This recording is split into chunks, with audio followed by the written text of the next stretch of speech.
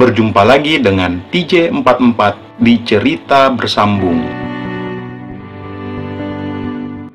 Seperti biasa, sebelum lanjut video ini, jangan lupa tekan tombol subscribe dan like channel ini.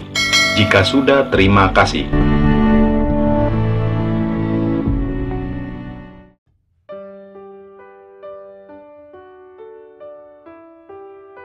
Makassar. Dengan Civic hitam miliknya, Al segera menjemput Reva di tempat kerjanya sore ini setelah mengkonfirmasi dahulu melalui telepon.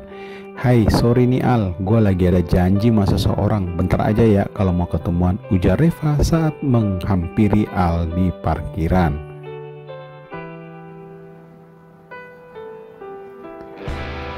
"Aku udah bela-belain jemput kamu kok malah kamunya janjian sama orang lain," ujar Al rada kesal. "Ya mau gimana lagi Al, gua kan udah bilang tadi di telepon gak usah dijemput," ujar Reva sedikit membela diri sambil memperlihatkan wajahnya yang juga kesal dengan kelakuan Al yang tiba-tiba saja datang di tempat kerjanya. "Jadi," tanya Al. "Ya udah gue pergi dulu ya, bye Al," jawab Reva lalu segera meninggalkan Al di parkiran. Al menutup punggung Reva yang sedang menjauh dan menghilangkan di belok gedung Hotel Clarion dengan menarik nafas dalam-dalam. Al sadar bahwa dirinya saat ini sedikit terguncang. Tanpa dia sadari, perasaannya pada Reva makin tak menentu, membuatnya tak tahu harus berbuat apa lagi. "Hai Si, ngapain di sini?" Tiba-tiba Rahma menyapa Al karena baru saja gadis itu keluar dari pintu karyawan. Rahma, habis nganterin teman tadi mah," jawab Al berbohong. "Oh, kirain jemput Rahma," ujar Rahma sambil tersenyum di hadapan Al saat ini yang masih juga berdiri bingung tak mau ngapain. "Maunya sih, seriusan?" tanya Rahma. "Kalau nggak mau juga nggak apa-apa kok," ujar Al. "Ayo, siapa takut," ujar Rahmah lalu menggandeng tangan Al mengajaknya masuk ke dalam mobil. "Loh, harusnya aku yang gandengin tangan kamu tahu, kamu kan cewek, udah sana naik," ujar Al melepas lengan Rahmah dan menyuruhnya naik ke dalam mobil. "Ini mobil kamu sih?" tanya Rahmah saat di perjalanan. Bisa dibilang rental mah, aku mah nggak ada duit buat beli mobil tahu," jawab Al. "Bohong, tapi platnya itu loh kayak nama kamu alias AYP, bener kan?" "Kebetulan doang mah, aku juga nggak tahu kenapa bisa sama." "Bohong banget kamu sih, kamu nggak bisa bohong sama aku tahu," ujar Rahma sambil menatap wajah Al. "Ya udah kalau nggak mau percaya, lagian kan emang dari dulu aku nggak pernah dipercaya sama kamu." "Maksud kamu sih?" "Ya maksud aku kamu nggak percaya sama aku untuk jadi pacar kamu sejak dulu." Maaf ya sih, Rahma udah jahat banget sama kamu." "It's okay, udah lupain aja," ujar Al. Tiba-tiba saat hampir tiba di tujuan yaitu Mall Ratu Indah, sebuah pesan masuk di HP Al membuatnya melihat pemilik SMS tersebut. Reva mengirim SMS pada Al. "Lu lagi di mana?" SMS dari Reva, tapi Al saat ini ragu untuk membalasnya. Al berhenti di SPBU dulu untuk mengisi bahan bakar mobilnya. Tanpa Al sadari, saat mobil masuk ke dalam SPBU, sebuah motor yang dikendarai oleh teman Reva dan serta Reva di belakang yang posisi dibonceng baru saja lewat di sebelah mobilnya yang juga baru saja mengisi bahan bakar di SPBU yang sama. Stop dulu," ujar Reva menyuruh stop temennya tadi. "Kenapa kamu Fah? Udah tunggu di sini dulu, kayaknya jadi tadi temen gua lagi ngisi bahan bakar di SPBU." "Oh ya udah, buruan." "Kok perasaan gue kayak gini sih?" batin Reva saat melihat mobil Al yang baru saja lewat di depannya. Dan karena kaca mobil Al tidak terlalu gelap, maka dengan mudah Reva memilih lihat dengan jelas siapa gadis yang berada di sebelah Al saat ini. "Rahma, ada apa dengan mereka?" lanjutnya dalam hati. Dan lucunya dia tak punya keberanian untuk menahan mobil itu. Bahkan sekujur tubuhnya terasa kaku dan batinnya saat ini sedang berkecamuk.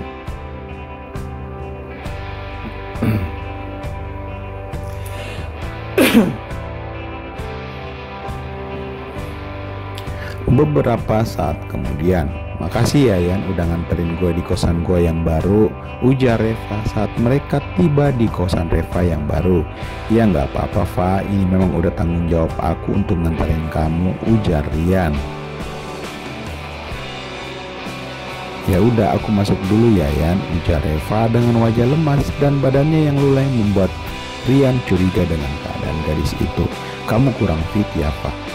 "Iya sih ya, gak tau kenapa badan gue jadi lemas kayak gini," ujar Reva sambil mijit-mijit belakang lehernya.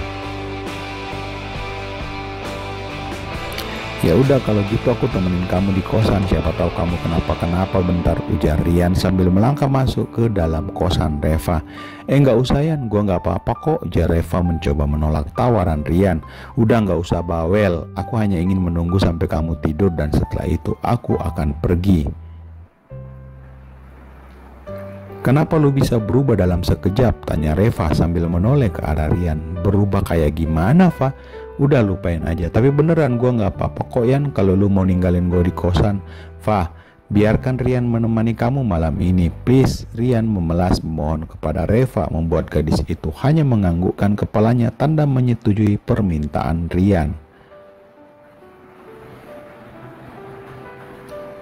Di tempat yang berbeda terlihat Al dan Rahma baru saja selesai makan malam bersama. Sempat ngobrol bentar lalu kemudian mereka keluar dari resto tersebut menuju parkiran mall untuk pulang. Sih boleh nanya nggak?"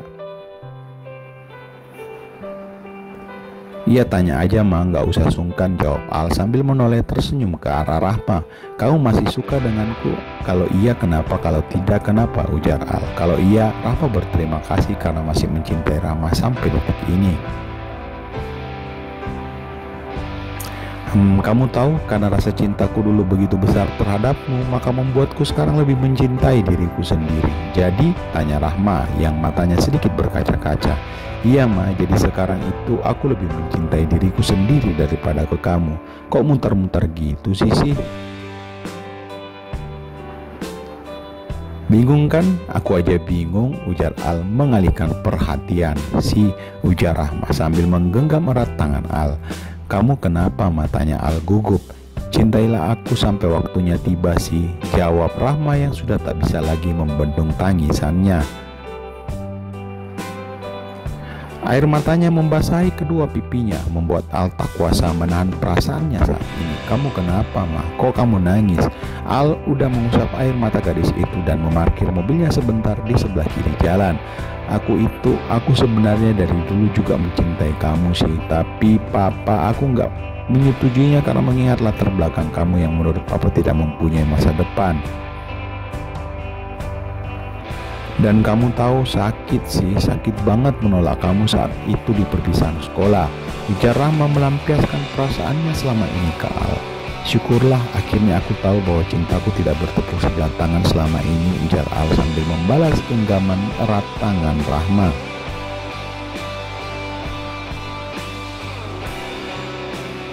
"Please buktikan ke Papa aku bahwa kamu juga mempunyai masa depan yang cerah," ujar Rahma sambil menatap wajah Al dengan berlinang air mata.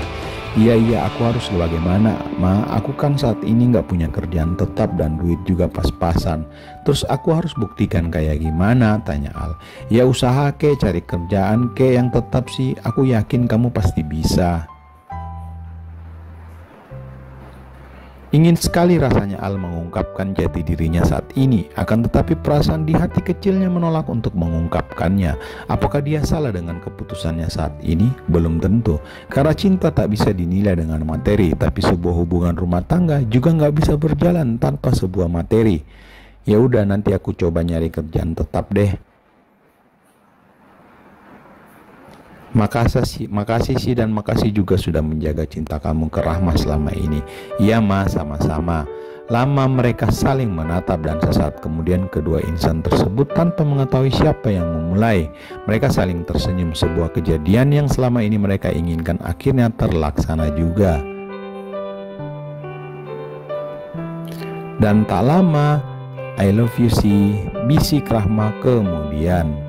Jawaban Al membuat Rahma menarik nafas dan menatap kedua mata pria di hadapannya. "Kenapa kamu gak jawab?" "Aku Aku bingung mau jawab apa, ujar Al tersenyum. Aku akan menjadi wanita yang akan mencintai kamu sepenuhnya, asal kamu bisa membuktikan ke keluargaku bahwa kamu memang punya masa depan yang cemerlang. Bingung, Ma. Aku juga nggak tahu menurut keluarga kamu itu yang cemerlang kayak gimana.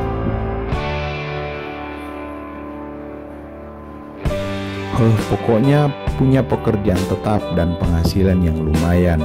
Entah lama, biar waktu yang akan menjawabnya. Jangan pasrah gitu dong dengan nasib kamu. Aku yakin kamu bisa. Maybe. Kamu cintakan sama Rahma? Ya bisa dibilang kayak gitulah, jawab Al dengan coolnya. Kalau gitu Rahma tunggu kamu datang ke rumah untuk meminangku di hadapan kedua orang tua aku. Udah gitu doang? Tanya Al.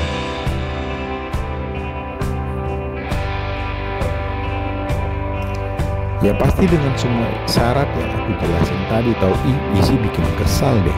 Kamu masih cantik kayak dulu ya, Ma. Masa sih, kan Rahma udah berhijab. Masa iya masih kelihatan cantik? Tanya Rahma sambil tersenyum manis di hadapan Al.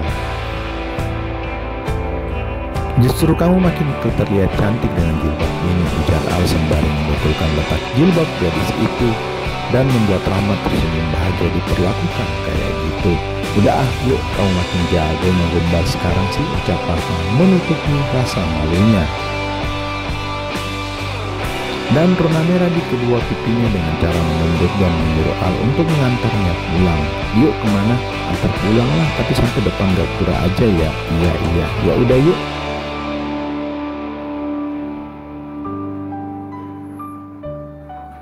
Saat tiba di apartemen, Al duduk di sofa panjang sambil menatap sebuah foto di dinding dengan menampakkan wajah cantik yang sedang tersenyum membalas tatapannya.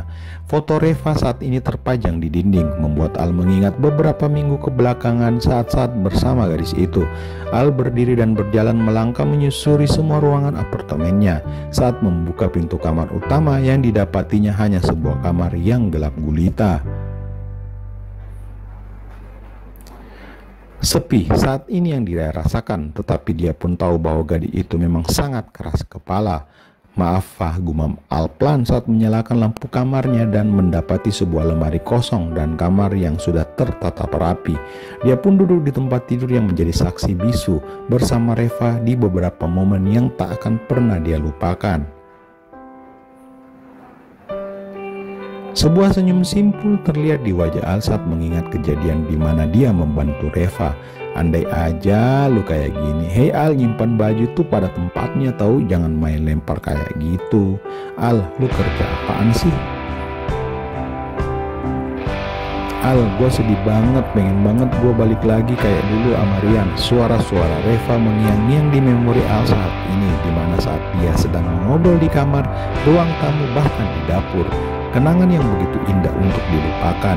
Dasar, gumam Al sambil tersenyum menggelengkan kepalanya mengingat semua kenangan bersama Reva. Sebuah foto terpajang di atas meja rias dengan wajah Reva yang dibuat manyun. Al melangkah meraih foto itu dan mendapatkan sebuah memo dengan beberapa tulisan yang ditulis oleh gadis itu. Terima kasih atas semuanya. Maafkan Reva yang selama ini sudah merepotkan lu, Al. Reva sekarang tahu diri dan seharusnya bisa mandiri tanpa bantuan orang lain.